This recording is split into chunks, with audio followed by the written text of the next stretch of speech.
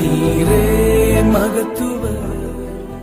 ஒருவராய் சாவாமை உள்ளவரும் சேரக்கூடாத ஒளியில் வாசம் பண்ணுகிறவரும் மனுஷரில் ஒருவரும் கண்டிராதவரும் காணக்கூடாதவருமாயிருக்கிறவர், அவருக்கே கனம் நித்திய வல்லமையும் உண்டாயிருப்பதாக. ஆமேன். 1 தீமோத்தேயு 6:16.